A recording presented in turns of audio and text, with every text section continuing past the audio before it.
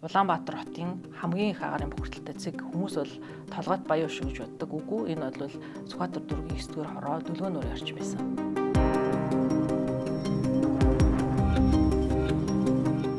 Өнөөдрийн өндөрлөг үзэгчтэй Гэгээ эрүүл мэнд подкастын шинэхэн дугаар шин зочинтойгоор үзэгч та бүхэнд хүрч байна. Манай өнөөдрийн зочноор орчны бохирдол судлаач Дэлгэр Зул өргөдөн оролцож байна. За би бас одоо дээрээс нэмээд хүний их хэмж гэж хэлмээр байна. Өдрийн өндөрлөг танд. Өдрийн мэнд урьсанд баярлалаа. Бидний бас урилгыг хүлээн авч цаг цаваа зарцуулж байгаа танд баярлалаа. Ялчгүй нөгөө маш чухал асуудлаар ярих гэж байгаа учраас би таныг бас подкасттай урьсан байгаа. Тэгээ орчны бохирдол судлаач гэхээр та бас хизээс орчны бохирдол судлаач болов те. Тэгээ дээрэс нь хүний их хэмжээр бас сураад өгсөн байгаа даа шүү дээ те. Өөрөө тухай яриач те. Тэг би болохоор яг үндсэн бакалаврын мөрөжл хүний хэмжээ байгаа. Бүгд намсадаар тусцаа хүний хэмжээрээ төгсөөд тэгээд Монголд ирээд хүний хэмжээ хийх гээд одоо 2000 оны ихээр ажил нэлээ хайлаа. За тэгсэн чинь нөгөө нэг маш олон газар материал өгөөд ажилд орч чадаагүй. Тухайн үед бол би өөрөө юу гэж бодсон юм хэрэг гадаадаас диплом аваад ирсэн. Айгүй олон гадаад хэлээр ярьдаг. Бараг л өөрөө давна гэд бодоод л 20 настай хөлтөг гэнэ бодлоо тий. Тэгээд ирчихсэн. Ингээд нэлээд олон жил ингээд 2 3 жил явсан. Тэгээд ажилд орч чадаагүй. Яг хүний хэмжээ хийж чадаагүй гэсэн. За тэгээд тэр хугацаанд за ямар ч байсан магистр сурыг гадаад төгсөөд ирсэн юм чи Монгол одоо яг анагаахын салбар руу орохгүй болохгүй гэдэг. Анагаахын шинжилгээ ухааны үндэсний их сургуультай нийгмийн эрүүл мэндийн магистрт орсон байжсэн. Тэгээд явж исэн чинь нэг оюутан солилцооны шуумаар Бельгийн мант улс руу явах одоо ийм боломж олдоод би өөрөө материал өгөөд гэсэн үлдээ намайг урьсан юм бол байхгүй. Тэгээ боломж олдоод ингээд яваад очиод яг дархур судлал гэдэг тэнхимдэр очисон UCL гэдэг сургууль дээр. Тэгтээ би явхаас өмнө одоо яг 3 жил ажиллагүй байхдаа аавынхаа судалгааны ажил тусалж исэн. Манай аав болохоор бол одоо сам гэдэг яг физикч, цөмийн физикч мэргэжилтэй хүн. Аав маань болохоор анх яасан бэ гэхээр 2004 онд энэ агаараас дээж аваад тэгээ хэмжсэн чинь манай бохирдол маш өндөр байсан юм билээ. За тэгээ тоосон цэрийн бохирдол гэж байд юм яг ингээд элементийн цөмийн юугаар нүүцсэн чинь маш олон элемент илрээд агаар дээр. Тэгээд өөрөө төсөл бичээд Дэлхийн банкны яг агаарын бохирдол эрүүл мэндийн нөлөөллийн төслийн одоо ерөнхий зохицуулагчаар ажиллаж байхад нь би яг Хятадаас төгсөж ирж таарад ингээд яасан бэ гэхээр Дэлхийн банк хүмүүсээс асах асуумжаа Дэлхийн банкны гишүүн орнуудаас Монголтой хамгийн ойрхон буюу Хятад улсаас энэ асуумжаа авъя гэд хамгийн анх Хятад хэлнээс англи хэл рүү асуумжийг орчуулад тэр судалгааны багт одоо орсон гэсэн. За тэгээд орчуулж явахдаа болохоор мэдээч хэрэг Хятадын зан уул нь бол тамхи их татдаг. Манайхан бол одоо арх арай их уудаг ч гэдэг юм тий. Эрүүл мэндийн хувьд ялгаатай, зан уулын хувьд ялгаатай байдлууд нь бас шигтгэхэд ингээд энэ асуумжийг англи руу боловсруулсныхаа дараа яг энэ асуумжаа авах яг бүр анхан шатн дээр үрхийн эмнэлгээр очиод иргэдтэй ярилцахын ажилтныг анх бүр дата цуглуулагч гэдэг одоо хамгийн доотлын судлаач хүний бол хамгийн их анхныг гаргаад яг тэгж эхлээд тэгээд судалгааны ажил эхлүүлсэн чинь маш сонирхолтой байсан. Ингээд судалгааны ажлаа хийгээд дата цуглуулад аавын манд одоо тэр ахалсан тэр том тайлан бол гарсан. Миний хувьд бол Улаанбаатар хотын хамгийн их агаарын бохирдолтой цэг. Хүмүүс бол толгойд баян шүү гэж боддог. Үгүй энэ бол Сүхбаатар дүүргийн 9-р хороо Дүлгөө нуурын орчим байсан. За тэрэн дээр болохоор яг хүний эрүүл мэндэд тоосон цэрийн бохирдол нөлөөлөх гэдэг сэдвээр ингээ магистрийн зэрэг Монголд хамгаалсан. Тэгвэл Бельгийн мант улс сурж байхдаа болохоро яг уушигны хор судлалын лаборатори буюу KUL гэдэг сургуулийн эмнэлгийн уушиг шилжүүлэн суулгах багийн ард ажилтдаг судалгааны багт дадлагчаар одоо ажилласан. Тэр нь болохоор юу гэхээр энэ сурж байгаа сургуулийнхаа дархуй судлалын онол үзэхээс гадна яг дадлага тендэр хийж. Тэгэхээр тэр сургуульд маань болохоор ингээл би чи оюутан Европт үнэтэй очиж хоол ундаа гэрээсээ ээж авч байвал хөрөгч ингээд тэнгууд ингээд залгаа хөрөгчнүүд байдаг. Тэд нар нь бидний мэдээж хүнсний хөрөгч бол ялгаатай. Гэхдээ нэг хан дандаа ингээд хөрөгч залгасан том одоо цахилгааны боломжтой. Тэгээ тэр хөрөгчөнд юу гэдэг вэ гэхээр яг уушиг шилжүүлэн суулгахаар авсан тэр уушигны дээжүүд байдаг. Тэр ямар зорилттой гэхээр эмчтэр энийг авчираад тавьсан. Судалгааны багийнхан тэрийг судлаад яг одоо ямар мэрэгжлийн хүн яасан ингээд манай өөрийн маань багшлахаар яасан гэхээр ягаад Бельги яг уушгины нарийнсан хүн болсон бэ гэдэг өөр надад ярьсан. Яг тэгэхээр Бельги ингээд нэг алмазаараа маш алдартай. Тэнгүүт хүмүүс ингээд маш жижиг юм зордог машинаар ингээд одоо алмазаар зордог.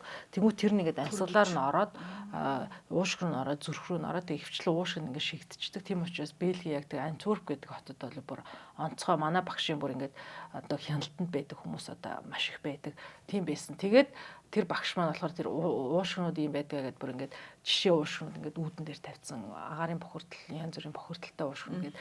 Яг тэр лабораторид хийгээл ер нь бол ингээд яг агаарын бохирдлын салбарт эргэлт буцлахгүй орох юм сониуч зан судлаач ингээд дотроос байсан аа маань хэдий хөтөлж оруулсан ч гэсэндээ өөрийн маань сонирхлыг тэн дээр туссан. За тэгээ би Монгол буцахын өмнө багштай хэлдэг байхгүй. За би ч одоо 3 жил ажиллаж байсан. Одоо буцаж чижүүл юм чи ихээр бас л ажил олдохгүй гэж багш маань одоо юу хэлсэн гэхээр за чи юу ч гэсэн буцаж очиод нийгмийн эрүүл мэндийн ажил яагаад үзье. 12 сар болоод ажил олдохгүй л чи буцаж ирээд надаа teaching assistant буюу багшийн туслахаар надтай ажиллаа гэдэг ингэсэн.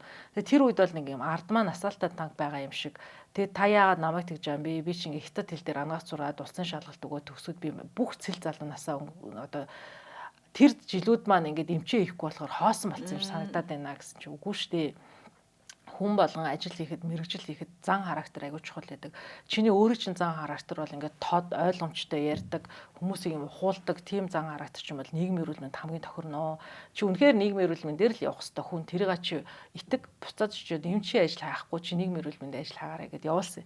Тэгэл би ерөөсөө яг ирээл 2 сарын дараа ажилд орсон. Тэр нь эхний Орсын ажил маань шууд ямар ажил хийсэн бэхээр мянганы сорилтын сангийн 100 хашилтны зан үйлийн судалгаа. Энэ бол мянганы сорилтын сан 100 гаруй мянган зуухыг гэр хороол бүх айлуудын зуухыг бүр хуучин зуухыг хурааж аваа шин зуух тавиад ингэсэн одоо тараацсан энэ төслийн үр дүн үнэлэх судалгааны төслийн менежерээр ажилласан байхгүй. Тэгэхэд бид нар бүр 30000 айлаас би ч нөгөө анх ингээл дээж авч ил бишээ мэдээлэл цуглуулж ирэхэд 30000 айлаас мэдээлэл цуглуулад дүн шинжилгээ хийхэд алдааны магадлал 0.3%. Маш өндөр түвшин нөгөө олон улсын стандарт social impact гэдэг Америк талаас нь ороод Монгол талаас нь бид нар нэг баг болоо залуучууд орж исэн. Тэгээд яг менежерээр ажиллаад ер нь бол нийгмийн эрүүл мэнд яг надад тохирохоор юм байна. Нийгмийн эрүүл мэнд бол бодлого одоо чухал гэдэг юм байна. Бодлого яагаад хэрэгжсэн, яагаад хэрэгжиж өгдөг тэр судалгаар би анх ойлгож ирсэн байхгүй. Тэгэхээр айгүй чухал юм байна гэд бас өөрийнхөө хувийн зан характер тохирсноор дараагийн мэргэжлээ сонгосон гэсэн үг ер нь бол. За ингээд орчны бохирдол судлаач руу эргэлт буцалтгүй оржээ. Тэгээ би ингээд таны харахтаа маш олон одоо гадны байгууллагуудад очиж одоо ажиллаж исэн, дадлагжсан ч гэдэм үү те зэрэг дэв хамгаалсан ингээ хурал хуудан ч гэсэндээ аягүй өтөвтэй оролцдог юм хүн гэж хардаг байхгүй юу. Тэгэхээр энэ дээр бол одоо гадна дотны айл жишээг нь таныг бол ярих байхаа гэж бодоод байгаа байхгүй. Тэгэхээр ер нь ингээд орчны бохирдол гэхээр те бид нар ер нь юу ойлгох хэвтэй юм. Тэгээд та бас яг орчны бохирдлоор гадны улс оронд те сурч исэн, судалж исэн энэ ажлуудаас бас кейс болгож ярьж өгч те. Тэгээ орчны одоо эрүүл мэнд гэдэг нь ерөнхийдөө гадаад орчинд байгаа одоо физик, хим, биологийн хүчин зүйлүүд хүний эрүүл мэндэд нөлөөлөх түвшинд очсныг л одоо орчны бохирдол гэдэг. Яг одоо жишээд болгоод ярих юм бол озон гэлдэг чинь тий одоо бид нар шилмүс мод ихтэй газар озон байдаг. Жишээл манайх ингээд зайсанд сөрөгийн эмнэлэг байгуулж байгаа чинь шилмүс мод ихтэй газар байгалийн озон ихтэй, байгалийн озон ихтэй бол одоо астмд одоо сайн нөлөөтэй ч гэдэг юм. За энэ озон бол бохирдол озон биш. Өндөр шилэн байрлалууд нэмэгдээд эдний гаднарт дээр нарны ингэж хугарлууд явагдаад хоёр дэгчээр үүсэж байгаа энэ озон бол жишээлбэл бохирдогч байна гэсэн үг. Тэгэхээр гадаад орчин дээр бид нар одоо байгаль дээр байгаа юмнууд бол бохирдуулагч биш хүний эрүүл мэнд нөлөөлөхгүй зохиомлоор үүсэж байгаа энэ юмнууд ер нь хүний эрүүл мэндэд зүгээр галтуул дэлбэрж байгаа энэ ч гэсэндээ бас эрүүл мэндэд нөлөөлөхөр байх юм бол энэ бохирдол гэж үздэг. За энэс гадна дотоод орчныг бас бохирдол гэж үздэг. Ялангуяа одоо агаарын бохирдол судалдаг хүмүүс бол гадаад дотоод орчинг бүр дундаараа салдаг. За Солонгост байхад болохоор би Best Laboratory гэдэгс Built Environment Science Technology тэр юу гэхээр хүний гараар бүтээгдсэн зохиомл энэ орчны хүмүүст одоо үзүүлж байгаа нөлөөллийг судалдаг шинжилгээ ухаан. За Солонгостыг сурж байхад болохоор багш намайг яасан бэ гэхээр за нийтийн тээвэрт одоо байгаа хүмүүс хэр одоо бохирдолд өртөж ийн вэ? Хувь хүний өртөлд судлаад ирээ гэдээ явуулсан чинь би чи ингээл яг 5 цагийн үед метро руу ороод орой 8 хүртэл явж байгаа. Тэр нь болохоор өндөр бохирдлын үед гэсэн үг тий. Тэгээд яг хувь хүний өртөлтийн багц зүрчээл ингээд явж исэн чинь байнга давж исэн тэр бохирдлын одоо CO2-ын бохирдол бол байнга давж байгаа хгүй. Тэгэхээр тэнд удаан суудаг юм шиг харагддаг шүү дээ. Тийм шүү дээ. Гадны метрод ингээд кондишн үлээгээл ингээд байгаа боловч яг CO2-ын бохирдол маш өндөр. Тэгээ явж байгаад нэг аюу сан таньдаг монгол хүнтэй дайрлцсан сөүлийн метрон дотор чи хүүшээ чи юу хийж байгаа ингээд тэгэхэд чинь би бас явхад нэлээ энэ талбай малбайн жигсаалд орчихсон тэр доктор зохчин бас нэг 10-аад жил баг энэ салбар судалсан байсан. За тэгээд тэгсэн чи гүй би ч одоо ингээд Солонгосын метроны дотоод орчны агаарын бохирдол судалж ин гэсэн. Үгүй чи Монголдо очиж тэр агаарын бохирдлоо судлаач юу юм судалт ингэ. Эн чи ямар юм байдیں۔ Яг өөрөө шилж. Эн чи юм цэвэрхэн газар юу гэдэг. Гүй чи багжин дээр их хараа ингээд бүр сигнал дуурайд ингээд аюултай түвшинд очсон байна гэх. Тэгэхээр гадны орнууд яадаг вэ гэхээр нийтийн тээврийн стандарт нь тусдаа, үзүр үйлчлэгээний газрын стандарт нь тусдаа. бүх юм стандарт. Тийм мөөгөнцөр хөгцсөн стандартууд дотор байгаа ингээ бүх юм дотор. Манайх чи би ч одоо Монголын дотоод орчны агаарын чанарын стандартын ажлыст 2 удаа орсон. Сая сүүлийнх нь болохоор яг эрүүл мэндийн салбар талд нь ороод ингээд батлуулж чадахгүй 4 жил болсон. Сая өнгөрсөн 7 хоногт батлуулж байна. Тэгэхээр яаж юм гэхээр хэрвээ энийг бид нар баталчих юм бол бид нар үр хүүхдийнхаа сургууль цэцэрлэг дотор байгаа стандарт хэд байх хэвээр би бид нар хүүе ийм байх хэвээр байна. Манайх ийм болцсон биш үү гэд шаардахад хүртэл боломжтой болж байгаа байхгүй. Тэгэхээр энэ салбар бүр хөгжөөд сүүлдээ бүр ингээд нийтийн тээврийн доторхыг хүртэл судалдаг төвшөнд хүртэл олон улстай хөгжсөн байна л гэсэн үг. Ер нь бол би таны ярианаас нөгөө хүний хамар магадгүй одоо нэг орчны бохирдлыг одоо мэдрэх хамгийн нөгөө нэг тийм мэдрэгч одоо индикатор гэж ярьдаг шүү дээ тийм багаж хэрэгслийн болов гэж би бодлоо. Одоо ингээд манай энэ студид орж ирэхээр үнэртэж байна. Нэг үнэртдэг шүү дээ. Тийм ээ. Танаа юм студ орж ирээд үнэрцээ. Нэгдүгээрт хоёрдугаар минь нусгаажингууд би баж юмцаа би ч өөр амьд индикатор болчихъя гэдэг. Яг энэ орчны эрүүл мэндийн шинжилгээ ухаан хөгжихдээ яаж өгсөн мэд вэхээр ингэдэг. Үнэргүй болвол эрүүл мэндэд хоргүй. Гэдэг ийм эхлээд ийм онол твшүүл. Үнэртэй тэглэнгүүт эн чи юу болов гэж судалж гисэн байхгүй. За нэгдүгürt одоо өөрөө хилээд байгаа тайлбарлах онол юм. За хоёрдугаарт болохоор тоос шороо ингээ бужигнахаар хүн яадаг. Ханааж найж. Тэр яаж юм гэхээр хамар буюу бидний энэ хамарч яадаг гэхээр 10 микрограмм метр кубээс буюу том ширхэг тоосонцор яг тэр зураас татсан хэмжээнээс дээш хэмжээтэйг нь билүүг оруулдаг юм төгс зохиогдсон байхгүй. Яг ханааж найж байгаа. Хүй миний билүү юм орох гэж байна. Энээс томыг бол оруулахгүй шүү хаачдаг чадвартай. За тэгэнгүүт нэг хар цэр гараад идэг. Та нар мэдж байна өвөл болохоор хар цэр. Тэр яаж юм гэхээр PM10-аас 2.5 хэмжээтэй буюу одоо баг PM гэхээр монголчууд мэддэг болсон. Тэр хэмжээтэй нь болохоор яа гэхээр хамар залгуур амьсгалын дээд зам дээр орно. Цаашаа бол амьсгал руу нэвтэрч орохгүй. За тэр хэсгээр нөгөө ялгарч байгаа шүүрэл, цэр бидний хамгаалж байгаа тэр юмд чинь нөгөөдөл чинь наалдаад буцаад ингээ гарахтаа яах нь хар цэр гардаг байна. Тэр адилхан нөгөө нэг намайг яг тэр Бэлгт очсон байхад манай тэнд Бээжингээс нэг хүүхэд ирээд би тэгтээ нэг хэдэн сар болсон байлаа да 6-7 сар болсон байсан. Бээжингээс ирсэн залуу дөнгөж ирээ 1 сар болсон чинь манай багш цэрний судалгааийнэ гэдэг. Тэгээ цэрээ ингээд хайсан чинь Бээжингийн хүүхдийн цэр нь бүр ингээд том хар нүүрс. Эхний 3 сарда ялгардаг. Бээжин хот чинь хамгийн их бохирдолтой хотоор. Тийм 2008 оны үед тийм олимпийн үеч тийм байсан байхгүй. Тэгэнгүүт тэр цэрчий байж гэн гэхээр намайг хамгаалаад байгаа байхгүй. Намайг хамгаалж байгаа энэ шүүрлүүд тэр бохирдлыг чи аваад наашаа гарч ирнэ гэсэн. Тэр чиний тэр лөө орцсон байгаа юмнууд манай тэр багшилт тэгжилсэн шүү. 3 сар дотор чиний шүлсийг бол бид нар шинжилнэ гэх. Тэгээд тэр залуу өөрийнхөө шүлсээр яг пейпер бичээд олуулсан журналд яг манай багшийн маш хав байсан хэвлүүлжсэн байхгүй. Тэгээд би тэрийг ингээл бас нэг би чи сониуч сүрээгийнхэн цэр байна уу гэсэн чинь уулын сүрээтэй хүмүүсийн цэрийг хадгалсан байдаг гэсэн. Яг тэрэн дээр бол манай орчны бохирд шууд ингээл микроскопоор харагдана. Ер нь бол яг манайх бол нүрсэл харагдах. За ингээд дараачих нь одоо 2.5-аас бага хэмжээтэй нь болохоор нөгөө уушиг чинь аваад цус руу орчих. За цус руу орох юм бол бид нарт контрол алж байгаа хгүй тэр тархины цус арахад нөлөөлнө, зүрхний шигдээс нь нөлөөлнө, астм бактериан чинь бас нөлөөлнө. Тэр байтгаа одоо нөгөө нэг жирэмсэн ээжийн ураг руу хүртэл ихсэнд аваад ордог бүр тийм жижиг. Ихсийн барьер гэдэг нэг хаалт байдаг. Ихсийн хаалт, тархины хаалт гэдэг хоёр хаалт бол одоо хүний төгс бүтээлээ одоо бид нар хамар ингээд юм оруулахгүй байна гэдэгтэй адилхан. Юу ч нэвтрүүлэхгүй гэж үздэг байхгүй. Тэр байтгаа хэвэ доох гэд хайд сонссон тий. Доохтой ээжээс доохгүй хөхөд төрдөг.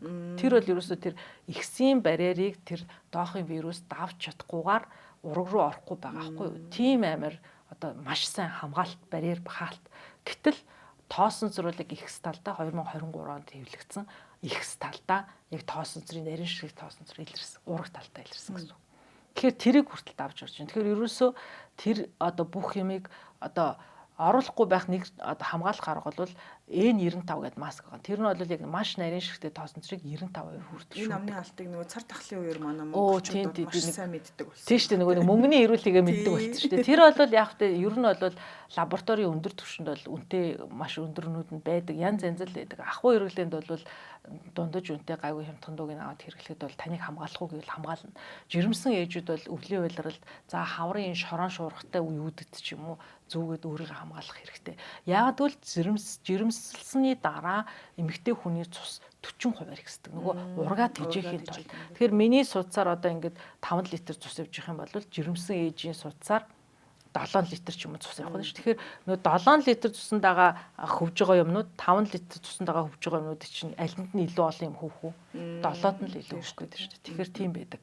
Тэгэхээр бид нар олгоо эрүүл мэндийн боловсралтай болсноор өөрийгөө хамгаалгана. Би ингээл бүр жишээ яриад ингээл агаарын бохирдлогын жишээ яриад явж байгаа хүмүүс ингэдэг. Хөөш багшаа хичээл чинь тарж ийн үг гэл нөгөө ажил албан байгууллагууд ирсэн чинь үгүй чи орой сууж лээд юугаа маяглаад байгаа ингээл ажлын газар нэдэг байхгүй тэгсэн чи яасан бэ гэсэн чи ингэж байхгүй яг агаарын бохирдол 2 өндөр хамгийн их байдаг нь өглөөний 9 цаг оройн 6 цаг хоёр байхгүй тэгэнгүүт яадаг гэхээр тэр хүмүүс маань яадаг гэхээр цусны даралт текстийг ээж байгаа хүүхдэд цэцэрлэгт хөрвүүлээд хүүхдэд ахуулдаг юм. Тэнгүүд өөрөө ингэж ботсон гэж байгаа. Миний ээж тархин цус орох эрсдэлтэй байна. Ер нь бол агаарын бохирдол ихссэн өдрүүдэд дараагийн 24 цагийн дотор тархин цус оролтын тоо өсөж байна гэсэн олон улсын судалгаанд байдаг байхгүй. Тэнгүүд тэр хүн юу гэж хэлсэн гэ. За ядаж нэг ээлжинд би авъя. Тэнгүүд би хэлсэн. За та хичээлдээ маш сайн ойлгосон байна. Та одоо явж болно. Яагаад гэвэл бид нар тийм боловсралтай болчих юм бол манай нөхөр мэдрэлийн юм ч байхгүй. Тэгээд ингээ хараад ороод ирдэг юм. Та чи яагаад харавч гэдэг юм. Өө харин даралтын юм дууссан байсныг би мэдээгүй. А хэрвээ өвлийн туршид бид нар зүрхний шигдээс тархины цус орох өвчний эрсдэл нэмэгдэв байна гэдэг тэр хүн мэдлэгтэй болчих юм бол эрүүл мэндийн тэгэх юм бол ядаж өвлийн туршид уух юмээ төрүүлж аваа базаах байхгүй. Яг ингээд ихтэй тэмтрээд үттэл юм чинь байхгүй гэдэг чинь таавгаасаа эрсдэл ихтэй улирал эхэлж шүү гэдгээ мэдчихэд эмээ базаагаад одоо энэ нэвтрүүлгийг үзснээр үр хүүхдүүд нь ээж аавдаа даралт ихсдэг бол энэ бохирдол ихтэй улирлуудад хавар бол энэ шорон хавс шуурга ихсэл бас ихсдэг. Яг нодлон жил яажсан бэ гэхээр толгойд орчимд гадаа цэвэрлэгээ ээжсэн түүхийн ажилтан гинт нас барлаа гэж мэдээ явсан. Тэгэхэд би яг юу гэж бодчихсон бэ гэхээр энэ өөрөө бол мэдээж зүрх судасны өвч эрсдэлтэй байсан байна. А тэг гадаа бохирдол гэсэнгүүд угаасаа шууд зүрхний шигдээс тархины цус орох бол хамааралтай гэдэг нь батлагдсан олон улсад батлагдсан Монголд батлагдсан байгаа даахгүй. Тэгэхээр эндээс бид нар хамгаалах боломжтой юу? Хамгаалах одоо энэ үйлсийг л ер нь нийгмийн эрүүл мэндийн хийдэг гэсэн. Тэр одоо зан үйлийг суулгахад дэмжлэг үзүүлэх зорилготой мэргэжилтнүүд гэсэн бид нар. Орчны эрүүл мэнд агаарын бохирдлын судлаа хийхдээ бүр ингээд түүхэн замлын үзэг бол хичээлээ аавс нэр заадаг байхгүй. Тэнд нэр юу заадаг гэхээр хүний эрүүл мэндэд сөрөг нөлөөгүй агаар бол үнэргүй гэж. Ер нь бол. За тэгэхээр үнэртэй эхэлснээс нь эхлээд энэ шинжилгээ ухаан хөгжөөд энэ үнэр гэдэг чинь ер нь юу юм? Энийг судлыг хүн нөлөөтэй үнэлэггүй ингээд бүр 0 цагаас эхлэхдээ тэгж гисэн. Тэгэхээр би нэг айгүй энгийн хэлдэг шээ. Багаж яахгүй бид нар тэгээд яах юм ах гэдэг бол ер нь бол эрүүл мэндэд нөлөөгүй юм бол үнэргүй гэдэг ганцхан тодорхойлт. Тэр цэгээс энэ шинжилгээ ухаан хөгжсөн гэсэн үг тийм.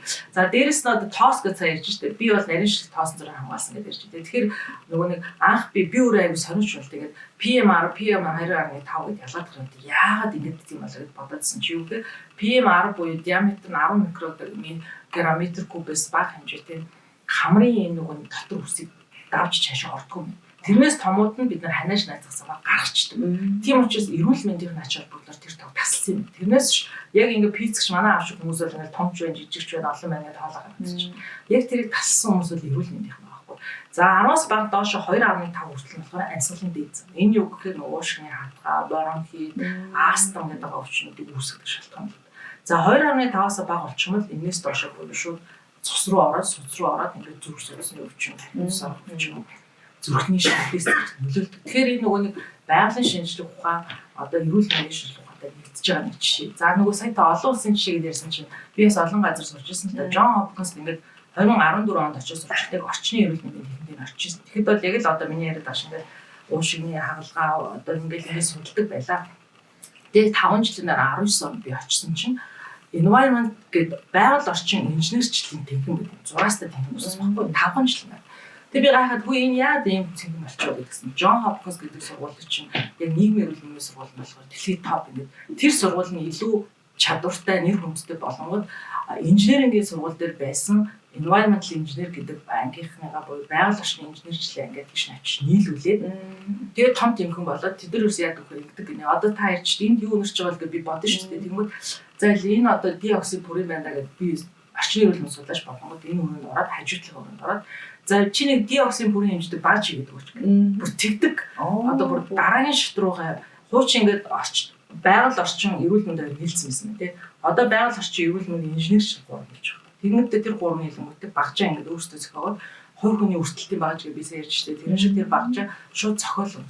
Миний яг сүүлийн үндэсний сургууль сурч байгаа манай өдөртөгч багш маань хозон хэмжээтэй багж зохиосон өөр нэрээр зохиол нэрлэгдсэн байдаг байхгүй. Тэгэнгүүт манай багшлахаар хөдөө аж ахуйн салбараас орж ирсэн байдаг. Тэгэхээр одоо яг энийг ингээд үзэж байгаа хүмүүсийн хамбал нийгмийн эрүүл мэнд бол аль ч салбарыг орж ирнэ. Ер нь үндсэн зорилго нь бүх нийтийг эрүүл байхад тэр хүний сурсан мэдсэн яагаад зориулах салбар. Тэрнээс ганцхан эмч хүн, эрүүл мэндийн хүн ч байхгүй гэдгийг сая жишээ нь байхгүй. Инженер хүн ч одоо хүний эрүүл мэндийг хамгаалахад 20 мянга болох боломжтой гэсэн.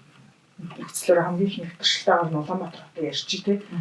Ер нь яг одоогийн нөхцөл байдал ер нь нөхөн орчны эрүүл мэндийн бохирдол тал дээр тий. Тэр яг нийгмийн эрүүл мэндийн хууль баталж байхад би ажлын стандарт ингээд үзэл баримтлал одоо суусан байна. Тэгэхэд ингээд орчны эрүүл мэнд байхгүй байна үзэл баримтлал. Тэгээд би тэгэхэд ажлыг сэлжсэн. Дэлхийн эрүүл мэндийн байгууллагын Монгол дахь сүмд төлөөлөгчийн газраас тавьсан тайлан дээр орчны эрүүл мэнд буюу crisis буюу гамшигын төвсөнд очсон гэж бичсэн байдаг юм аа. Энэ одоо ганцхан дэлгэр зүйл гэдээ би амаар хэлж байгаа биш. Гадны хүмүүсийн үгээр ч гэсэндээ бид нар бол ерөнхийдөө гамшигын төвшөнд очсон. Манай агарын бохирдлол ерөөсө гамшиг гэдэг нь бол олон улсад тэр дундаа мэргэжлийн нийгмийн байгууллагууд бол хүлээн зөвшөөрсөн. Тэгэхээр агарын бохирдол бол гамшиг төвшөнд очсон. За түрүү миний хэлсэн ус хөрс хоёр бол их судлагдаагүй байна. Хэрвээ их судлагдаад ирэх юм бол бас л гамшиг төвшөнд байна. Яагаад гэвэл энэ чинь экологи байхгүй. Яг ингээд агаар дээр ингээд одоо өчнөө юмнууд одоо үнсний хаягдал за тэгэл нөгөө шатаа маш бүх юм хөвж байгаад яг үгээр доош хөрс рүү. Хөрсөндөө буухаар яг хогийн ургамал гэсэд ингээд яриад байгаа. Хогийн ургамал чи өөр яг гэхээр хөрсийг цэвэршүүлэх механизм дээ. Одоо үндсэн доогоороо хөрсөөр ингээд цэвэрлэх хэрэгтэй. Тэгэхээр нөгөө агаар дээр бохирдол ихсээд хөрс рүү бураа хөрсөн дээр бохирдол ихсэнгүүт манайч нөгөө нундны ус сэргэлийн 80% гүнээс сэргэлдэг юм бол хөрс хэрэг бохирдолч юм бол гүний уснаа буюу бидний ахуй хэрэглээний уснаа буцаад бохирдолтой энэ чинь нөгөө байгалийн циклээр явж байгаа. Экологи бол угаасаа циклээр явдаг. Тэгэхээр ганцхан агаар бохирдсан бусдын зөв зүгээр гэж би бодохгүй байна. Мэдээж хэрэг агаар дээр бол зөвхөн одоо хатуу биетүүдээс гадна одоо амьд биетүүд энэ одоо жишээ сүрийн юм ч юм уу. За тэгэл одоо хүүхц мөөгөн зэрэг маш хүндэл би юм одоо бохирдуулагч тэр чинь ингээл эднэр ингээд нийлээд эднэр чинь бүгд яг хөө доошоо унлаа хөрс бохирдно ингээл бүгд ингээл явах гэсэн. Өөрөөр ерөөсөө ганцхан тухайн нөгөө хоёр маань одоо их судлагдаад их тайлагнагдаад их тоо дата үзүүлэхгүй байгаа болохоос биш ерөнхийдөө бол их л байх гэж бодож байна. Мэдээж энэний нөлөөлөл бол эрүүл мэндэд шууд хамгийн гол ерөөсөө бохирдол гэдэг үг чинь гол нөлөөлөл төрүүлээд байгаа түлхүүргэн эрүүл мэндэд нөлөөлөх төвшөнд очсон гэж бохирдол шүү. Одоо ингээд бид нэр таны яг ингээд сонсохоор те бид нэр ерөөсөө мэдлэггүй те мэдээлэлгүй ч юм уу те магадгүй эрүүл мэндийн боловсруулалтгүй ч юм уу те нэг юм мэдлэггүй л болчиход байна л та. Магадгүй ингээд гэрт нь одоо хаяанасаа ч юм уу те хөвгцөрцөө мөөгөн цөртцөө нэг юм их нөхцөл байдалтай ийм болчлоо манай обоо ингээд хөвцрөөд ингээд мөөгөн цөртөд хууларчлаа энийг яах вэ ч гэдэг юм уу те гисэрний нөгөөтгөн дотроо одоо амьдсаар л байдаг те. Энэ хөвгц мөөгөн цөр бол амьсгал боогдсон шүү дээ. Тийм амар аюул. Гэхдээ хөвгц мөөгөн цэр үүсдэг шалтгаан байна. Тэр ерөөсөө агаарын чигшлээ мэдээч хэрэг агаар дээр бол бид нар юу ч юм байхгүй тийм гэж байхгүй. Тэр одоо мэсцэслийг өрөөл тийм байх уу гэсэн ш. Агаар дээр бүх төрлийн юм байж лээ. Тэрийг бид нар агаарын чанарыг сайжруулж болно. Сайжруулах юм гэхэд үүнд хөвгц мөөгөн цэр урахад нөлөөлдөг гол хүчин зүйл бол чигшил. Тэгэхээр өрөөнийхөө чигшлийг одоо 40-с 60 заримдаа бол 30-аас 60 ч гэж ярьдаг. Тэр нь л ингээд барьж явах юм бол хөвгц мөөгөн цэрэг урахгүй. Тэгэхээр айгүй ингэж ярихад хаалганы доотлол нэг юм завсар байдаг тийм. Тэр яд өгөхөр агаар сэлжилт орчих хэвээр. Тэгэхээр яаж л бид нар өөр жилдээр мэдлэгтэй болчих юм завсар хийдэг хүмүүс мэдлэгтэй болчих юм доотлын битүү ингэж хийсгүй. Тэрүүгээр чинь байгалийн агаар байнга ингээд эргэлцэж орчих юм зөвлөлттэй байдаг. Тийм учраас одоо ерөнхийдөө бүхэл салбарт хүмүүс яг өөрийнхөө хийж байгаа нэг яагаад ингэж байгаа гэдэг шийдвэр ухааны үндэслэлтэй ойлгох юм бол бид нар ингээд энэ өрөө жишээл үнэртэй байна гэж бид нар бодлоо гэж бодоход энэ өрөөний нөгөө байнгын агааржуулалт тогтмол явагдах нь орчин байгаа юм бол байнга агаар сэлтий болоод байна л гэсэн үг. Тэр мэдээж нөгөө нөлөөлөл нь буураад аюул нь эрсдэл багасна аяндаа багасна гэсэн аяндаа багасна гэж юм тийм. Одоо би гаднахыг бол за одоо хүн болгоны нүдэнд илтэй ойлгомжтой гэдээ би дараагийн удаа болъё гэж орхилоо тийм. Яг энэ дотор орчны бохирдол гэдэг дээр хүмүүс гэртээ байгаа л бол ямар ч аюулгүй тийм. Магадгүй ажлын байран дээр байгаа л бол ямар ч аюулгүй л гэж боддог. Таны түрүүний ярьснаар бол метрон дотор тийм тэр одоо индикатор заадаг тэр магаж дуурайд байна гэдэг чинь манай нийтийн тээвэр дотор ямар байх нь бас ойлгомжтой юм байна. Ер нь хараад хахад сонсоод хахад тийм. Тэгэхээр та тэр яг ойлгосон. Дотор орчны нөхцөл байдал ер нь одоо манад тийм ямар хөө байгаа юм бэ гэдэг дээр та бас зөв ойлгож байгаа ш. Тэгээд дээрэс нь би таныг нөгөө сургуулийн одоо засвар хийх явцад тийм ашигладаг тэр бодог юмус одоо замаас юу гэдэг тийм тэр болгоны хүүхдүүдийн эрүүл мэндэд яаж нөлөөлдгийг тэгээд би бас таныг хамгийн сүүлд нөгөө энэ хавтангуудыг бас судалж байгаа гэдэг юм сонссон юм тийм. Дотоод орчин гэхээр та нар байшин л бодод. Хүүхдээ айгүй том супер зайсангийн эцэст юм уу яамт гэдэг сургуульд өглөө болгон цаг 30 минут, орой болгон цаг 30 минут. Дизель энэ хордлон дотор одоо би машин дээр баажаар хэмжиж үзсэн л да айгүй өндөр байдаг. Яг нөгөө дизелийн ард очиж зогсож байгаа. Дизель тэрний ард очиж зогсож байгаа. Тэгэхээр тийм юмд одоо аваад дахиад авах юм бол яг тэр дэгдэмгийн органик нэгдлүүдийг бол HEPA шүүлтүүрээр шүүдгүй, машин шүүлтүүрээр шүүдэх байхгүй. А зөвхөн тэр тоосон зэрэг бодлоо шүүдэг. Тэгээд дахиад авах юм бол хүүхдээ тэр машин дээр байгаа орчинд бол өөрөө санаатаагаар манайх бол санаатай өрсөлдөж гэж хэлдэг байна.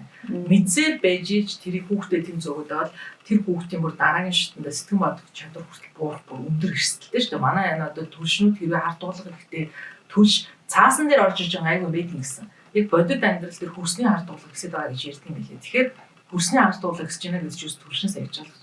Түлшнээс аяж байгаа тэр хүнд металл хүүхдээ байнгаар суулгаад явах юм бол айгүй мундаг ухаантай хүүхд болохоос илүү эрүүл мэндийг холдуулж байна гэсэн. За дараачих нь бол айгүй чухал зүйл хүн чинь сургууль цэцэрлэг гэдэг. Энийг болохоор би одоо компанид ажиллаж өргөнүүлж чаасан одоо үнэхээр хэвлэл мэдээллийн салбарын бол намайг бол тулд дэмжиж нөгөө сургалт хүртэл хийгээд бичсэн түвшээ тэгээд явсан. Тэр юу вэ гэхээр ийм юм. Яг энэ будаг, шохой, за тэгээд лимүүс, за ингээд гипсэн хатан эдгээр одоо цавуулагтай дэгдэмгийн органик агуулдаг нэгдлүүдийг будсныхаа дараа тэд нар тасралтгүй дэгдэж идэг. Уус дэгдэмхийн органик гэж нэрлэлсэн учраас тасралтгүй ингэ ялгарч идэг байхгүй. Тэр ялгарлын хувьцаа эртээр тэр их хурал дээр нөгөө нэг төрийн өндөр албан тушаалтай хөлтөд 28 хоногт гэдэг чинь тэр бодож судалгаатай л амьж байгаа. А ер нь бол олон улсад бол нэг сараас 3 сар хүртэл ер нь битгий ор гэдэг яг наад цагаас гэх бодож энэ хугацааг бол Монголд яг хийсэн юм шиг байгаа. Тэр нөгөө сургууль цэцэрлэгийн хуулийн тэр ажлын хэсгийн гишүүн. Гэхдээ 28 хоног гэдэг үг хэлж илээ. Тэгэхээр тэр бол Монголд хийсэн баг. Монголд нэг инээдтэй нэг гэдэг шүү дээ. Судалгаанууд хийгдэнэ. За би бол жишээлбэл чөлөөт судлаач юм байхгүй гэдэг. Ямар нэгэн айл хариулт. Тэнгүүд улсын мөнгөөр, татвар төлөгчдийн мөнгөөр, дэмжих сангийн мөнгөөр хийсэн судалгааны тайлханаас би олж үзэж байна. Ганцхан миний олж үзэж чаддаг юм. Одоо би ингээд ярихаар бас төлөж байгаа судалгаа бол олон улсад хэвлэгдсэнийг л бид нар олж харж байгаа. А гэтэл тэр нөгөө нэг үнэхээр татвар төлөгчдийн мөнгөөр хэмжээд 28 хоног гэж гарцсан бол тэр судалгаагаа ядаж ингээд судлаач наач хүн унших төвшөнд нээлттэй тавих хэрэгтэй байхгүй. За 28 хоног гэдэг тэр одоо ажлын хэсгийн яриад байгаа. 28 хоног хэрвээ байдаг бол бид нар 8 сарын 25-ны өдөр орж ирээд бодох юм бол 9 сарын одоо сүүл хүртэл манай хүүхдэд яаж юм гэхээр хавдар төрүүлэгч 1-р эмээний бензол толгой формальдгээр авсалнаа гэсэн. За эдгээр нь бол сонгондор цусны хавдар үүсгэдэг. За цусны хавдар бол 0-18 настай хүүхдэд юм болохоор сүүлийн жилүүдэд жил 20-30 нэмэгдэж байгаа. Өндөр байхаас гадна нэмэгдэж байгаа гэдэг тоо байна. Тэгээ би тэрийг бол яг статистикийн эрүүл мэндийн хөгжлийн төвийн статистикаас харж байхад тодорхой хугацаанд бол эсвэл 14 он хүртэл 17 он хүртэл пиктэй гиссэн билээ. Би тийм үгш бодсон. Тэр үед магадгүй шинэ байдлууд их орж ирсэн үе тэрийг бас нэг ипотекийн юм уу харыг бодоод байгаа. Тэгээд яг 17 оноос хойш харцсангуу тэгж өндөр парвестэй гэж геометри парвесийг их өсөөгүй. Тэгтээ бол тасралтгүй нэг алуу өсөөд байгаа юм билээ. За тэг яг юу гэдэг вэ гэхээр хүүхдээ хадрын 95% тодорхой үе шалтгаантай яг яриад байгаа. За эмчнэр бол яриа өгдөг юм уу гэж хэлэх яриад байгаа. Тэгтээ бид нар ийм л юм байна. Ер нь бол эмчнэрийг буруутгах юм байхгүй. Үнэхээр ингээд ихсээд байгаа бид нар шалтгааныг олох хэрэгтэй. Бүр тэр суурь шалтгаан. Тий, тэрийг бол байгаад хавдрууд ингээд дэлхийд дахинд яг энэ өвчний шалтгаан ингээд зарласан хавдрууд ховор. Тэгтээ одоо миний хэлэх гээд байгаа нийгмийн эрүүл мэндийн үндэсний төвийн судлаач оюун эрдэнэ хэлсэн судалгаагаар 120-д одоо өөр газруудад очиод 400 гаруй баг 500 дээжнэр үзэхэд 95% нь бензол толгой формальд гэдэг илэрсэн байхгүй. Энэ болохоор үндэсний хэмжээнд Монгол хийсэн судалгаа. Тэгмээд бензол толгой формальд гэдэг өөрөө хавдар төрүүлж гэдэг дэлхийн эрүүл мэндийн олон чиглэлд батлагдсан. Тэгэхээр ингээд нөгөө уялдаа хамаарлыг би одоо ингээд ярихаар намайг шүүмжилж магадгүй л дээ. Гэхдээ үнэхээр ийм сэжрэл сэжүү гараад ирсэн бол бид нар эрүүл мэндийг дэмжих сан гэж сан байгаа. Энэ олон судалгааны одоо би бол ганц бие судлаач үнтэй ганцхан шиг. Энэ олон судалгааны байгууллагууд бол цааш ингээд тухайн судлах хэрэгтэй. Яг энэ оюун эрдэнэ судлаачийн хариу 23 онд гарсан. Өнөөдөр тэрнээс хойш 3 жил болж байна. Энэ дээр болохоор сургууль цэцэрлэг бол маш өндөр гарсан. Тэгэхээр энэ юу хэлж яаж юм гэхээр ийм их бодис одоо ялгаад байгаа бол бид нар нэгдүгээр ямар арга хэмжээ авч болох вэ гэхээр миний бодлоор бодсон нь бол мөнгө төгрөг зарцуулаад их юм хийхгүйгээр зүгээр л 6 сарын нэгэд хичээл аварлаа. 6 сарын эхний 7 хоногт юм уу эхний 2-7 хоногт засвар хийлээ. 9 сарын 1-нд орж ирэхэд бид нар 2 сар хагас нөгөө дэгддэг бүх юм чи дэгдсэн байна. За ингээ 2023 онд компанид ажил хийгээд 2 компанид ажил хийсэн маань. Нэг нь болохоор авилгалтай тэмцэх газар дээр хөл мэдээллийн албан дээр ажиллаж ирсэн Цэндээгээд манай нэг найз бид тэр хүний би бас гуугаад тэр хүн ч гэсэндээ ерөнхийдөө бас өөрийнх нь хүсэл зорилгоос олон нийтэд харилцаалтай. Тэгээ яасан гэхээр боловсролын яамны төрийн нарийн барилга хотоогоолтын яам, эрүүл мэндийн яамны төлөвлөлийг байлгаж байгаа. Яг тэр оюун үсний судлаач өөрийнх нь илтгэлийг тавиулсан. Тэгээд тухайн үед анагаахын шилжүүлэх үндэсний сургуулийн судлаач нар хийсэн судалгаанууд, үндэсний хэмжээнд хийсэн судалгаанууд ингээд тавиулаад үүний үр дүнд яасан гэхээр нийслэлийн боловсролын газраас тэр жил ерөөсөө 7 сарын 1-нд бүх засварыг хийгдэг одоо алтан тод явсан юм. Тэгээд тэр жилд би ч гэсэн өөрөө сургууль цэцэрлэг 3 хүүхдээ ээж шүү дээ. Тэд нар тэр жил болвол миний яг хүүхдүүд яадаг сургууль цэцэрлэг 6 сар засвар. За ингээ 24 онд яах нь? Сонгуультай жилээ би чинь бүр гуйлаа 23 онд тэгэхэд би чинь American Corner дээр нэг өрөө хөслөө 43 сэтгүүлч ирсэн тэгэхээр хичээл заалаа. Яаж ирт явуулгаа тендер байл 30-45 хоног явдаг юм байна. Тэгэхээр 4 сарын ихэнх 5 сарын эхнээс эхлээл одоо бодог шохооныхоо тендерийн бэлтгэлийг хийж ажиллах юм бол 6 сарын батлагдаад авах боломж үүсэх юм. Тэгээд биш 4 сарын эхний 7 оноос эхлээл ингээл компанид ажиллая гэл компанид ажиллахад өөрөө л компанид ажиллах байх бодоод байгаа шүү дээ. Гэхдээ үнэхээр их сэтгүүлчэнд ирсэн. Тэгэхэд одоо яг хэмжлийн зөвлөлийн одоо уугнаад манай хууч ирүүл мэндийн санхүүгийн ажлын хүн зөвлөлөө. Тэгээ энэ бүхнийг хийгээд байгаа үндсэн шалтгаан бол ерөөсөө л мөнгө зарахгүйгээр ирээдүйн хойч үеийг орчны бохирдол буюу дотоод орчны агаарын бохирдолд өртүүлэхгүй. Тэр солонгост бүр ингээ метрон доогны анхаарал хахад бид нар чинь ирээдүйн хойч бас үр хөвгтэй хамгаална шүү дээ. Тэгэж чадах юм бид нар бол энийг хийж чадна. Энэ хаврах хэрэг бид нар ингээ бүгдээрээ энийг сараад хөргөж өгөх юм бол ерөөсөө мөнгө анги засварын мөнгөийг бол хичээл авахаас өмнө л авч байгаа. 9 сарын 1-нд дээр чи засварын мөнгө ингээд зогсож идэг багш шүү байхгүй шүү дээ. Тэгэхээр тэрийг ойлгоод өөр шилдэгрийн мэдлэгтэй болоод мэдээлэлээ одоо өөрөө сайн боловсруулад амьдрал зөрчилж чадах юм бол одоо бид нар хүүхдүүдийн нөлөөлөх юм маш их хувь болох бүрэн боломжтой. Энэ бол эцэг эхчүүдийн гарт, багш нарын гарт, боловсролын салбарын гарт байгаа л гэсэн. Одоо их энэ хамгийн сүүл гэж асуудал байна. Би яг одоо болохоор юу Азийн өрчлөн банкны яг арын бүртгэлийн зөвлөхөр ажиллаж байгаа. Тэр нь болохоор бүс рүү ажиллаад байгаа учраас энэ судалгааны ажил биш. Ерөнхийдөө би ингэ явсаар аваад бодлогын чиглэл рүү орсон байгаа. Тэгэхээр тэрэн дээр ажиллаж байгаа. Саяхан яг нэг гипс гэдэг нэг юм ярьсан. Зүгээр би ингээл яагаад энэ яг бензол тоглоо фармалд ингээл би тэр судлаачийн суртал асуужсэн. Бүх юм ингээд цоо шин бодогтой юм хийсэн юм уу гэж үгүй гэсэн. Тэгээ өндөр эдийн болдоо гэдэг судлаачийн сэтгэлийн үзүүртийн бодол яваад тийм. Тэгжсэн чинь нэг ЭНТ-ээр гарсан нэвтрүүлэг үзээд тэгсэн чинь тэд дээр Гибсон Драйвер синдром гэдэг бүр нэртэй юм хэлэлтэй олуулсан. Энэ Гибсон автангаас болоод формалдгийд ялгараад тэнгуут би буцаж хуржчихэд яг тэр оюун үсний судлаачийг харсан чинь Монгол хэр дээр формалдгийд байхгүй. Гэтэл миний бодлоор Монгол хэр яадгүй гэхээр будгаар буддаг, дээрс нь 100 ингээ халаахаар юмд дэгддэг онлын үед намайг бодоход бол би өөрөө бодоход уул нь их байх ёстой байтал тэр судлаач яа түүний өрөөний гэр хід орсон гэдэггүй. Гэхдээ ямар ч гэсэн мэдээж хэрэг үндэсний байгууллагын учраас тэр бүх юм хамгаал хийсэн. Тэгвэл Монгол гэрдээ формалдгийд байхгүй. Агаар сэлгэцэл сайн болов. Ерөнхийдөө агаар сэлгэлт сайнтай бас холбоотой. Тэгвэл бензол талбайлаар гарсан байсан. Нөгөө хоёр байсан. Тэр нь болохоор яг бодогч байц, шингэлэгч байцудаас ялгардаг. Яг формалдгийд гараагүйсэн. Тэгээ би гайхаад Монгол ирдүү формалдгийд гарахгүйсэн чинь Гибсон автангаас хамгийн формалдгийд ялгарсан гэдэг тэр нэг зүгээр одоо юуны жишээ байсан. Гэхдээ энэ ч одоо би яг судалгааны ажил бол хийгээд яасан юм алга нэг багж байгаа. Тэр багжуудаар бол Гибсон автантай энэ тэнд очиж үзэхэд бол нэрсэр цэцэрлэгдээ би өнөө сониуч зангаар. Энийг бол яг судалгааны ажил гэж хэлэхгүй. Тэгэхээр сонирхох байлцгүй тийм. Бод тоон үзүүлэлтээр л өсөж ирсэн. Формалдгийд бол илэрч илдэг. Тэгэхээр энийг би ингээд ярьчингууд намайг ингээд одоо буруутгаж муулахаас илүү яг энийг үлгэж аваад хүмүүс яг судалгааны ажил болгоод ч юм уу Ажил болгоод хийгээсэй тийм даацлаж бодож чинь. Би болохоор яг одоо өөрөө нэг олон улсын алс зүйл хийгээд байгаа болохоор жоохон цаг зав юу бас жоохон хайрцангуй байгаа учраас ч юм бол. Ер нь одоо яг дотоод орчны бохирдлыг би бас таны нөгөө тамхины хяналтын тухай хуулийн ажлын хэсэгт бас багтаж явж ирсэн гэж харж ирсэн юм тийм. Тэгэхээр дотоод орчны бохирдол гэдэг дээр бид нар нөгөө дан тамхиталтыг маш их ярьдаг. Ялангуяа энэ бол ингээд шууд астом бронхит одоо тий хашил юу гэдгийг амьсгалын замын бүхий л одоо өвчлөлүүдийг бий болгодог гэж ярьдаг. Би бүр айгүй ойрын хүнээс ч хүртэл сонсч ирсэн юм байна. Дан тамхиталтанд ингээд одоо тий аав ч юм ахын ч юм ингээд байнга хажууд нь тамхитдаг тий. Гэтэл тэр хүн тамхи татдаггүй гэж астомд болсон байх жишээ юм. Энэ бол ерөөсөө нөгөө дотоод орчны бохирдол ба тамхины утаа яаж нөлөөлж байгааг нь эрүүл мэндийн байдлаар нь шууд харагдчихж байгаа. Энэ дээр ер нь одоо яг ямар одоо ийм нөгөө шинжлэх ухаанч гэдэг юм уу тий нотлохоон суурьсан юм одоо юу гэдэг юм бэ?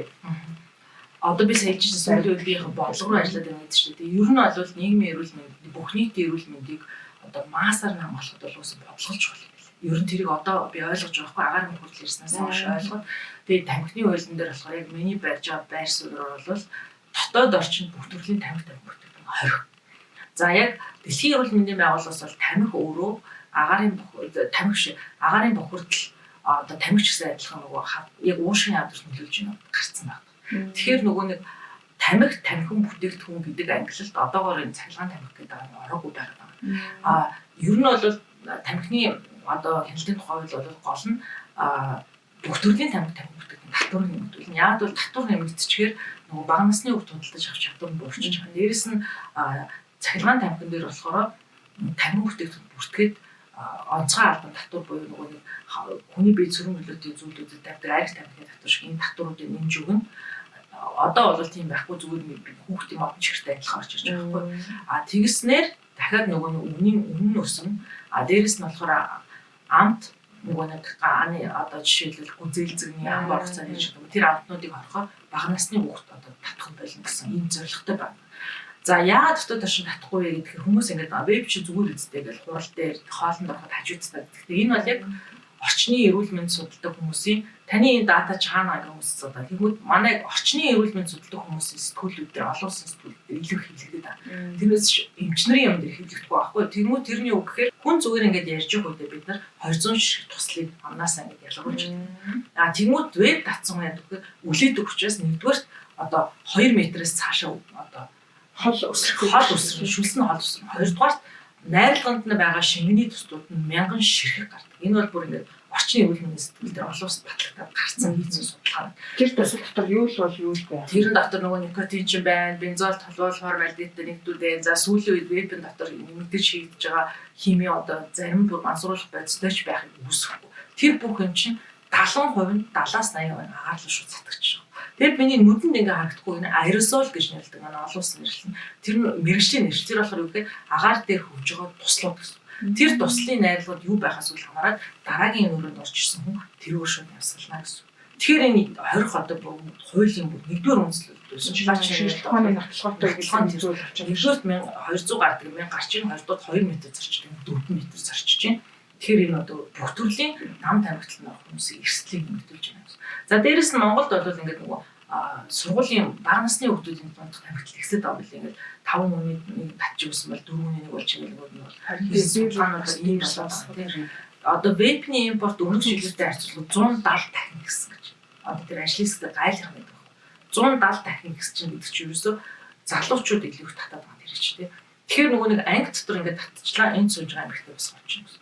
За аэросол буюу тэр агаар дээр хөвж байгаа бодисч өөрөө ямар эрүүл мэндийн нөлөө зүйлдэг вэ гэхээр хэрвээ ширхгүүд нь жижигхэн байх юм бол одоо бүр зүрхний суц руу ороод гүн рүү орно. Том байх юм бол амьсгалын дээд зам, астм, бактери одоо хатгалгаа өвчний хүндрэлт хүртэл шууд болоод. Өнөөдөр би ингээ ханиад хүрсэн хүн би өөрөө тамхицдаггүй ч хажууд хүн үе татаад байх юм бол миний өвчин хүндрэх идэхгүй байх эрсдлийг чинь өгүүлж нэгдүүлдэг. Тийм учраас өнөөдөр хэдий хууль батлаагүй байгаа ч гэсэн би биэндээ шаардлагатай авах хэрэгтэй. Тэгээ би хуулийн ажлын хэсэгт ингээд суугаад их хурлын эхний хилцүүлгээр ороход би яг хуулийн танхим зурчихсан. Тэгээ надад нэг хувь хүн миний төрсэн мэдрэмж байсан. Ямар мэдрэмж байсан гэхээр үнэхээр тамхины бизнес бол том юм байна. Тэгэхээр энэ их хурлын гишүүд лоббинд орох магадлал өндөртэй байна. Би бол одоо шууд хэлэхэд лоббинд орсон гэж хардж байгаа. Яг бол би өөрөө энэ хуулийн ажлын хэсэгт ингээд жил гарan явж байна. Тэгэхэд ерөөсөө их хурл руу ороод бүр батлагдана надад хэлцэхгүй. Энэ бүх хугацаанд вебний импорт 170 дахин хүртэл өсөлт хугацаа алдаад байгаа хгүй.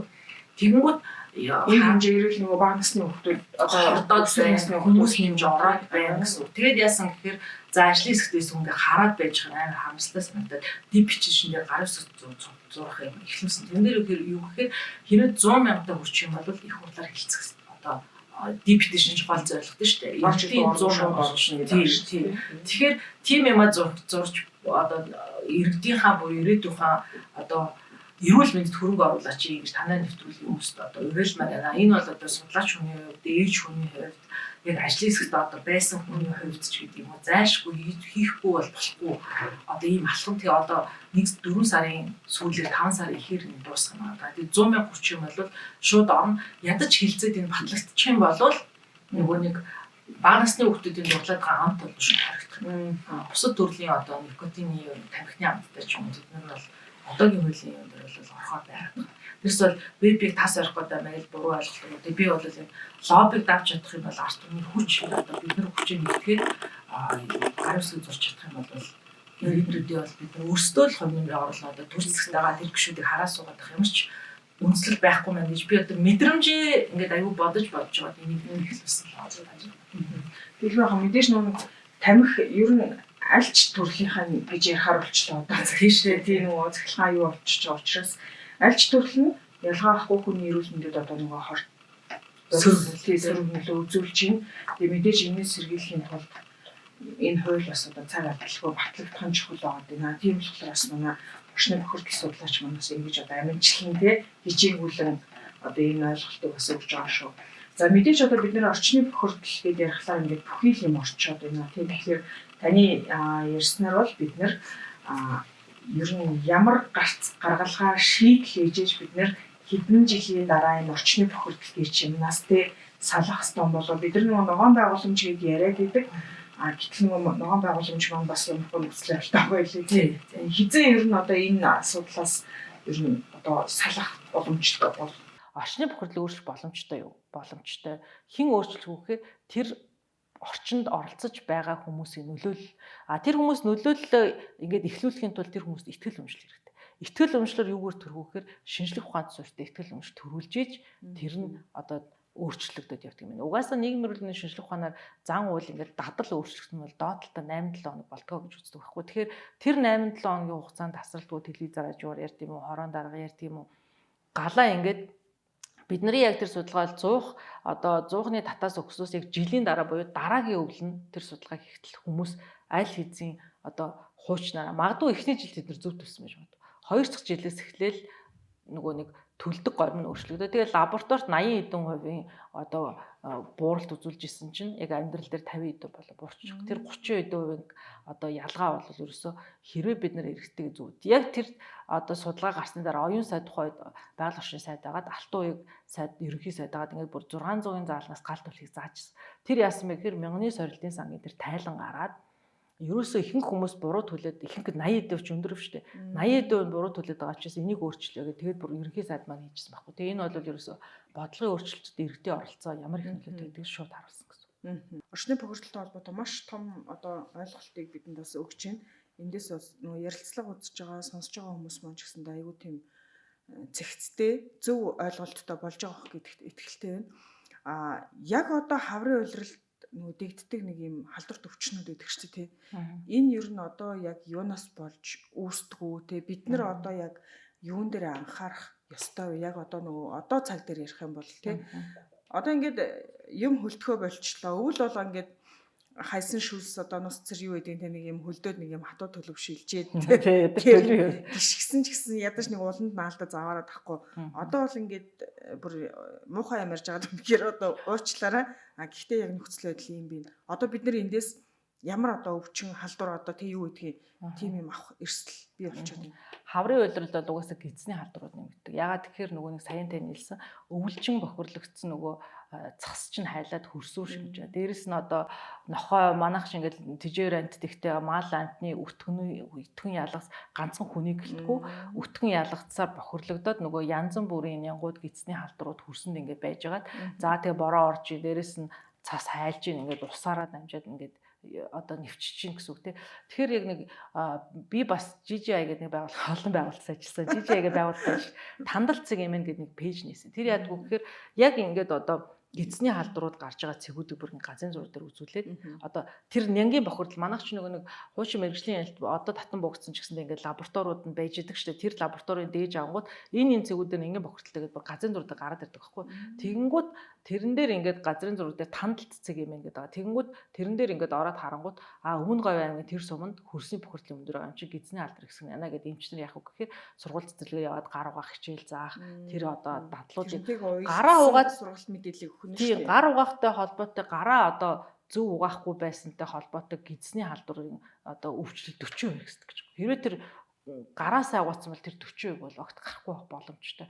Тэгэхээр яг ингээд за сезон нэрж шүү гидсний халдвар нэмэгдэж чинь одоо бага насны хүүхдүүдэд гараа угаа гэд нийгмийн эрүүл мэндчээс тэрийг л хэлдэг. Масс руу чиглэсэн халдварыг тараахгүй халдвар төс өвчнийг бас эрсдлийн бууруулах зорилготой юм шинжилгээ байна. Ер нь бол Ер нь энэ гудамжинд хайсан шүлс нус зэр одоо юу гэдэг энэ бохирдлуудаас яг одоо тийм өвчин үүсгэх хэмжээний тийм чадамжтай бактери ялгард юм уу?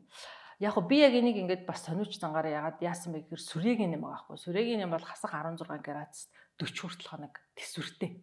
За Монгол орн бол сүрээгэр бол маш өндөр. Одоо нэг хүн биш 100 мянган өндөх сүрээг гарвал Азтай эхний 7-д ч үл ордог манай оронч тийм өндөр бохирдол. За сүрээгний бол сонгомлоор өөрөө тэсвэртэй нэнгуудын тоонд ордог. За тэгэнгүүт нөгөө өвөл хөлдөөгөө хавар ингээгүй одоо тэр маань шорон дээр наалдаад дээшээ босоод хүний ам хамраар орноо. Ялгаагүй л агаар дэгдэх гэдэг шүү дээ. Тэр чинь нөгөө юмн дээр наалчих. Жишээл одоо ковидын RNA бол нэг шиг тоосон зэр дээр 250 байдаг гэж тухайд судалж ирсэн. За тэгэнгүүт ковидын өвчлөлт босгох тун өөрөө 250. Тэгэхээр нэг шиг тоосон зэрдэн дээр наалцсан RNA-гийн тоо бол намайг өвчлөхөд хангалттай босгох тун байгаа байхгүй юу? Тухайн ковид үед энэ чинь бүр ингээд өндрийг аваа тэг би ч нөгөө өөрийнхөө салбараас л мэдээлэл авч ш. За нэг тоосон зэр дээр хэд наалт юм бол гэж бодчихсон чинь судлаа гараад. Тэгэхээр сүрээгийн юм бол бас тоосон зэр дээр нэгдэх магадaltaй. Тэгвэл би сүрэгийн эмчнээс чинь ам хамраар орсон бол тэр босго тун өвчлүүлэх магадлал харьцангуй бага юм билээ. Тэгвэл бүр үнэхээр их тэр босго тунгаа давах юм бол өвчлүүлэх хэрэгсэл байх уу гээл байна. Тэгвэл бодит амьдрал дээр тэр бол маш бага гэж хэлж илээ. Яг сүрэгийн эмчнээс би бол асуугаагүй ш асуусан байхгүй. Тэгвэл тэр бол ингээд байж их магадлалтай юу гэвэл угаасаа байж байгаа. Нэг сүрээ дээр нэг аюултай юм юу байдг вэ гэхээр олон юм тусалтай сүрээ гэдэг. Олон юм тусалтай сүрээг ингээд эмээ уугаад хаяад эмээд уугаа хаяад ангууд дэлгэр төрлийн антибиотикт ингээд тэсвэртэй болчихж байгаа байхгүй юу. Тэгэнгүүт тэр яг олон юм тусалтай сүрэгийн эн чинь бас агаар руу гарчиж байгаа гэсэн. Гадагшаа гарч байгаа. Хэрвээ сая хэлснээр би тэр аюул өндөр тунгаар босго нөгөө дунгаад аваад авчих юм бол миний бие шууд олон юм тусалтай сүрээ орчиж байна гэсэн. Би бүр энийг энэ дээр ингээд санаа зовоод бүр нийгмийн эрүүл мэндийн хуулинд асуужсан байхгүй. Энэ сүрээтэй хүн сүрээгээ тараасан бол энийг хуульчиж болох уу гэж тийг наа чи хүний эрхийн асуудал ингэж болохгүй гэдэг. Гэхдээ нөгөө аар цуслаар халдвардаг халдвар дээрэс нь ингээд 5-6 антибиотик тасвартай юмар шууд би өвдчих юм бол маш олон юм тусалтай X сүрээгингүүтээ 3 жил антибиотик үжиж идэхээр миний амьдралын чанар зүгээр шууд хэвтэрт орж байгаа. Тэгэхээр тийм амар өндөр эрсдлүүд бол бай хөө гэвэл бай. Гэхдээ яг эрсдэл нь бол бага юм байл л дээ. Огт байхгүй гэж бол бас хэлэхгүй гэсэн. Та иргэдэд одоо яг зөвлөжтэй орчны бохирдол үүсгэхгүй байхад иргэд өөрсдөө ямар байх ёстой юм? Бусдын ч гэсэндээ тэрнээс сэргийлэхийн тулд бас ямар дадал хвшлүүдийг өөртөө бий болгох ёстой юм гэдэг тал дээр. Тэгэхээр бид нар нөгөө нэг хүрээлэн буй орчинд амьдарч байгаа. Бид нар угаасаа байгаль орчинд л амьдарч байгаа шүү дээ. Тэгэхээр бид нар юун дээр анхаарах ёстой гэхээр бид нар өөрсдөө хийж байгаа үйлдэлүүд маань одоо жишээлбэл хогоо ингээл зүгээр энэ целлодон энэ пластик юмнуудаа гаргаад хайдаг энэ чинь шууд хөрс рүү ингээд шингэхгүй бохирдол үүсэж байгаа тий. Тэгэхээр өөрийнхөө хийж чадах юм бол хог хаягдлаа яг хог хайдаг цэгдийг нь хаях. За одоо манай гал төлдөг хүмүүс бол үнсийг бол маш их гаргаж хайдаг. Үнс өөрөө цацраг идэвхтэй хүн металликтэй байдаг учраас ингээд өвөл та гудмандаа манай энэ машин австраад ингээд хайчдаг тий. Тэгэнгүүт тэр чинь хавар хайлаад хүүхдүүд бага насны одоо мөнх эрдэнэ гэдэг манай анхны багш хийсэн судалгаагаар эрэгтэй хүүхдүүдийн шээсэнд хүн металлууд илрээд эмэгтэй хүүхдүүд бага илрээд нөгөө хэвийн түвшинд илрээд байхгүй. Тэр яаж юм гэхээр эрэгтэй хүүхдүүд гадаа их гудам тоглодог.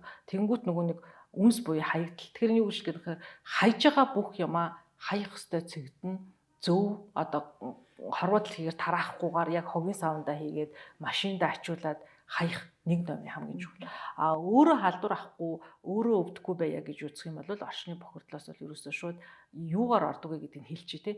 Нэгдүгээр амьсгалаар орж ийн, хоёрдугаар арьс салцсаар орж ийн, гуравдугаар амаар орж ийн. За амьсгалаар орж байгааг бол маск зүнэ.